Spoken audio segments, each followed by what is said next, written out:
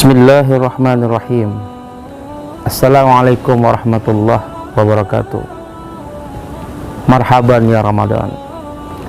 Saya Hendra SEIMA, pimpinan wilayah Generasi Muda Pembangunan Indonesia Sumatera Utara, PW GMPI Sumatera Utara.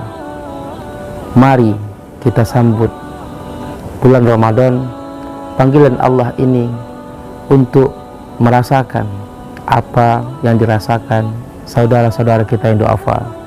Semoga di akhir Ramadan kita meraih predikat takwa. GMPI sanggup mengatasi tantangan. Wassalamualaikum warahmatullahi wabarakatuh.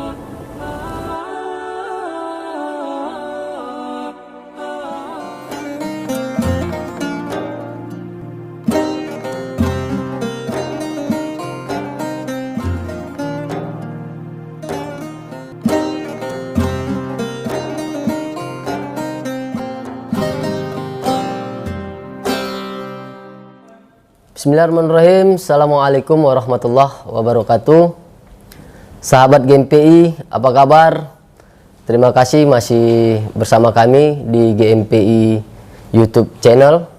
Ya, hari ini kita kembali bertemu. Alhamdulillah kita kedatangan tamu Kak Aida Madasya. Ya, apa kabar Kak? Alhamdulillah. Alhamdulillah. Apa kegiatan kita hari ini Kak? Kesibukan kita? Diskusi mungkin. Ya.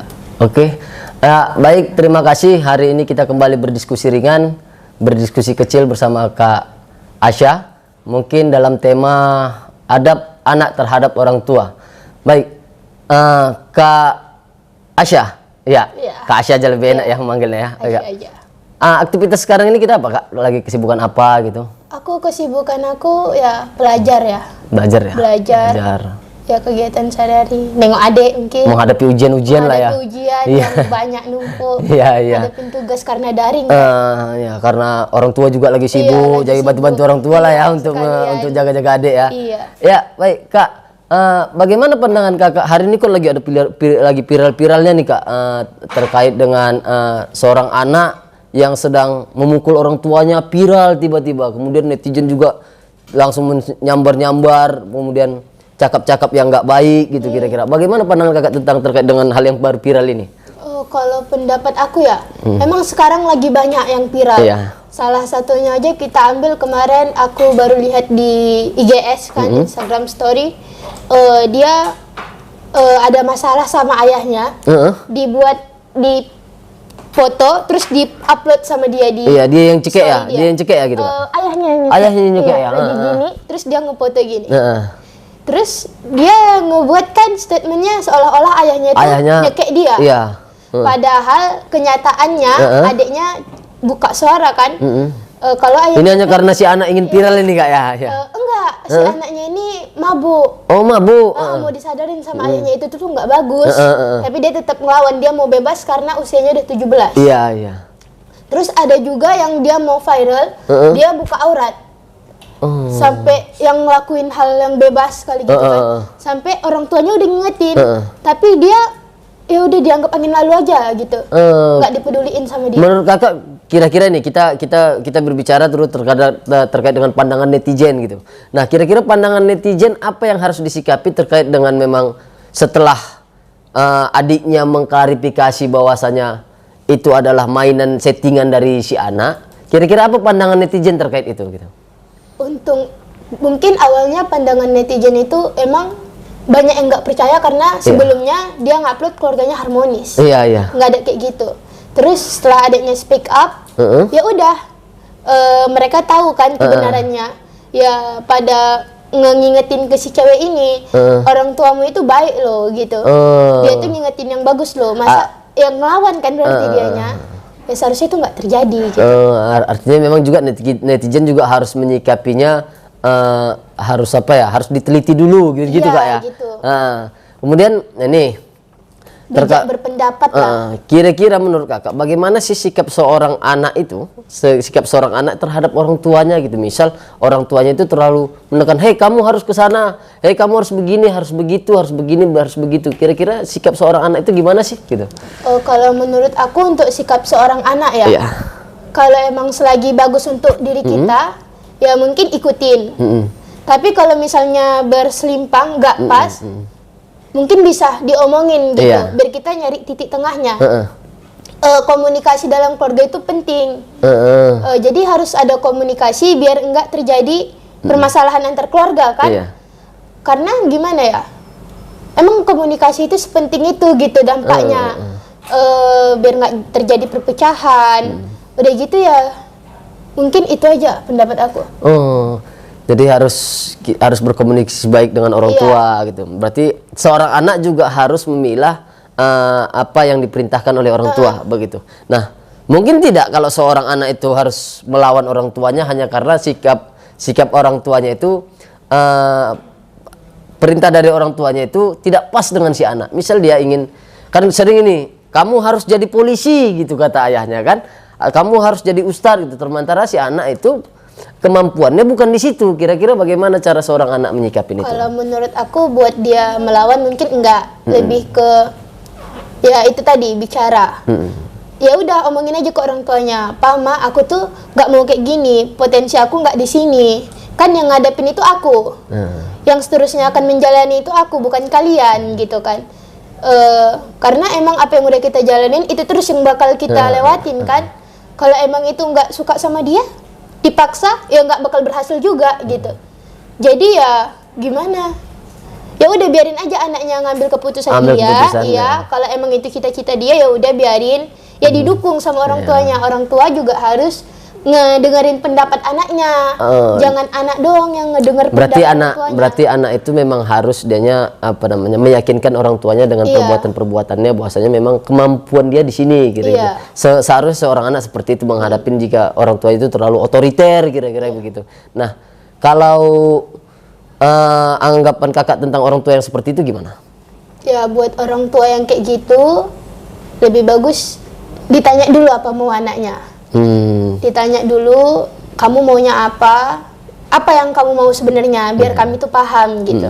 Jangan langsung nyuruh, kamu terus gini ya.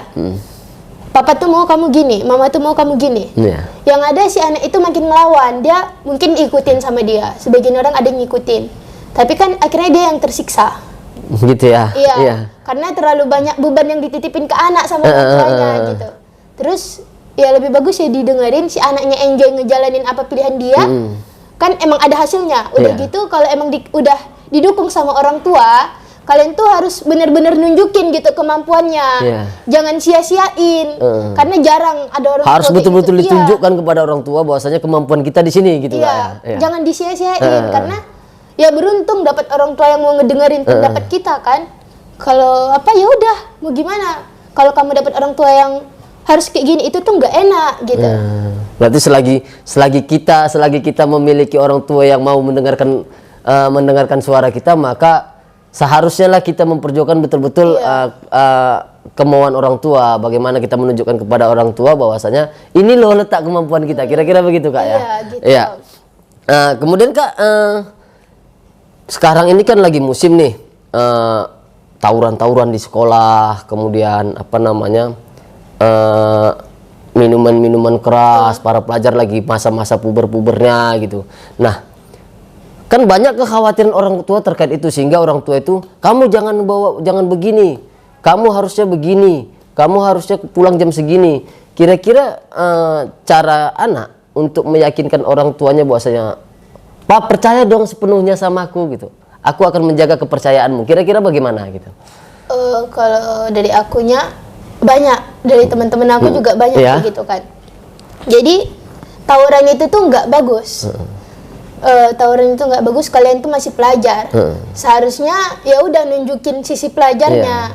Jangan tawuran. Seenggaknya kalau kamu ketangkep kan berdampaknya ke orang tua. Temen kamu sekarang belum tentu bisa nolong kamu. Temen tawuran kamu sekarang tuh nggak bisa bantu kamu kalau kamu ada masalah. Balik lagi ke keluarga kan, keluarga yang bisa nolong dia. Kalau kamu ngerasa kamu terasingkan dari keluarga, sebenarnya kamu tuh itu salah. Iya, iya.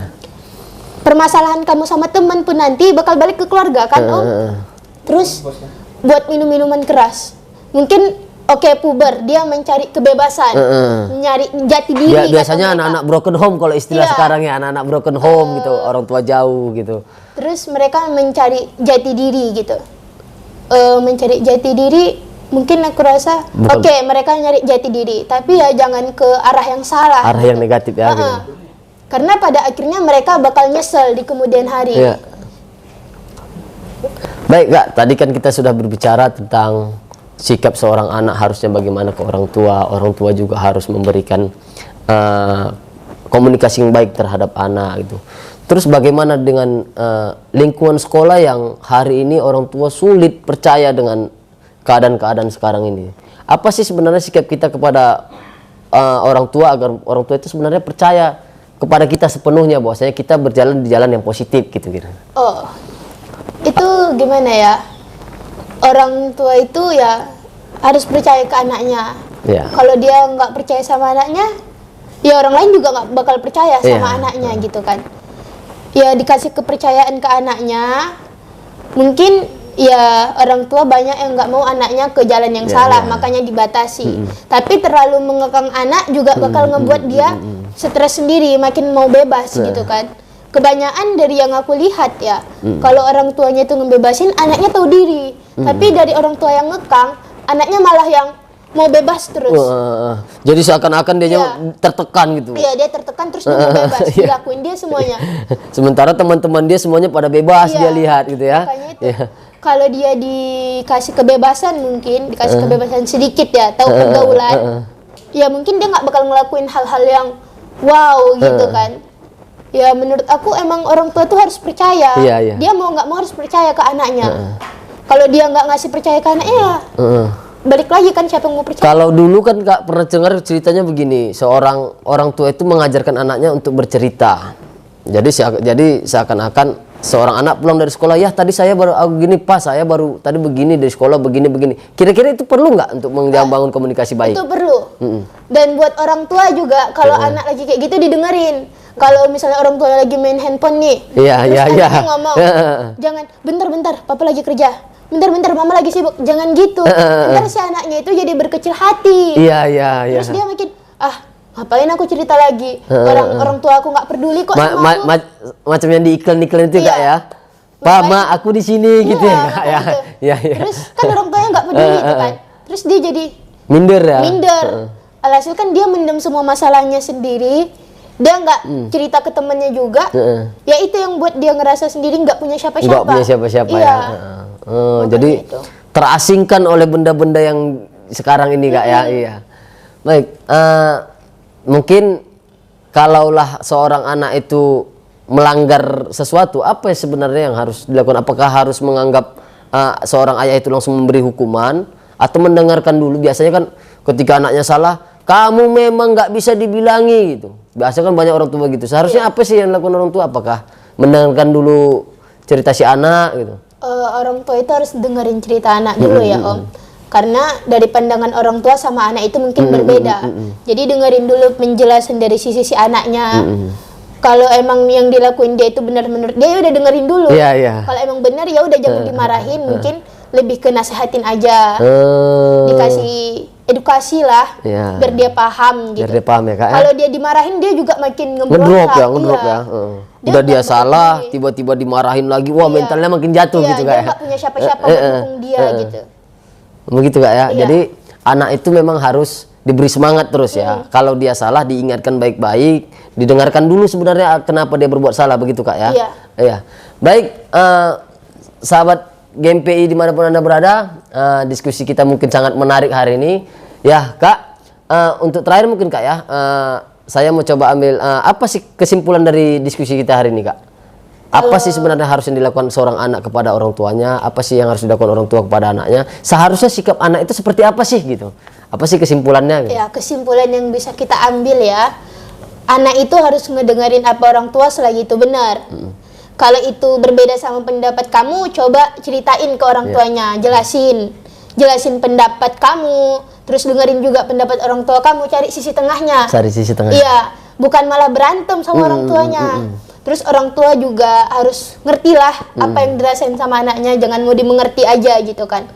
Terus kalau misalnya anaknya lagi cerita tentang apa yang dia rasain, ya didengerin, jangan diabain gitu aja, karena kan si anaknya bakal jadi minder. Itu yang buat dia jadi ngapain, merasa jauh ya, merasa jauh dari orang tuanya, nggak punya siapa-siapa gitu. Mungkin ya mungkin itu aja sih Om. Ya, baik sahabat GMPI dimanapun Anda berada, terima kasih masih berada di channel kami.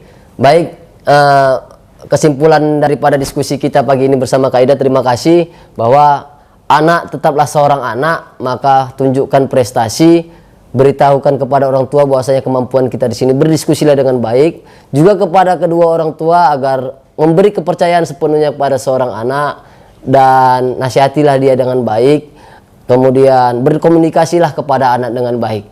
Begitu Kak ya? Iya. Terima kasih Kak Asha telah bergabung bersama kami. Jangan bosan untuk kami undang kembali dalam diskusi-diskusi dengan selanjutnya. Terima kasih kepada sahabat GMPI semua dimanapun Anda berada. Jangan lupa terus saksikan di channel YouTube GMPI Sumatera Utara. GMPI Sumatera Utara sanggup mengatasi tantangan. Assalamualaikum warahmatullahi wabarakatuh. Waalaikumsalam warahmatullahi wabarakatuh.